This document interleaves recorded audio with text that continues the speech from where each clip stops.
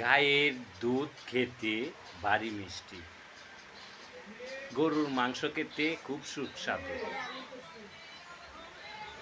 আর গরুর লেদা দেখলে সবাই ঘৃণা করে। আসলে গরুর লেদার মধ্যে যে হীরা সোনা দানা আছে সেটা কেউ জানে না।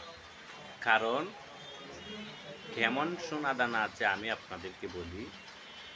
যখন গায়ে গরুর দুধ খেতে সুস্বাদু হয় এবং মজা হয়, মাংস খেতে সুস্বাদু হয়, মজা হয়, তাহলে গরুর লেদা আটাতে কেন ঘৃণা করে? সেটা মোটেও ঠিক না। গরুর লেদা হাতাতে এবং হাতালে যে গন্ধ করে সেটা হচ্ছে নিজের ব্যর্থতা।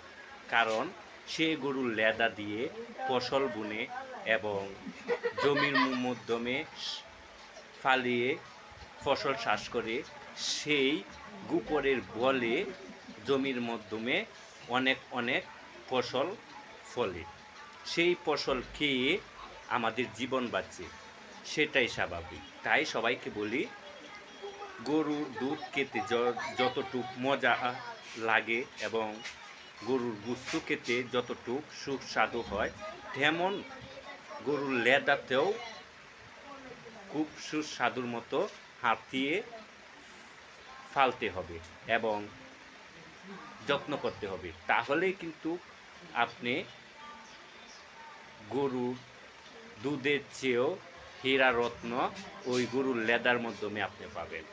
ফসল করবেন, জমিতে চাষ করবেন, গোবর ছিটিয়ে দেবেন, সেক্ষেত্রে আপনি ফসলে অনেক অনেক ফসল বুনবে। সেই ফসল খেয়ে জীবন বাঁচিয়ে এবং ছেলে সন্তানকে নিয়ে সুখে থাকবেন, সেটাই স্বাভাবিক।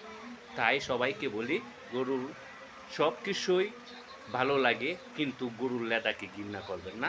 গরুর লেদা পবিত্র জিনিস, সেটা পৃথিবীর সব মানুষই জানে।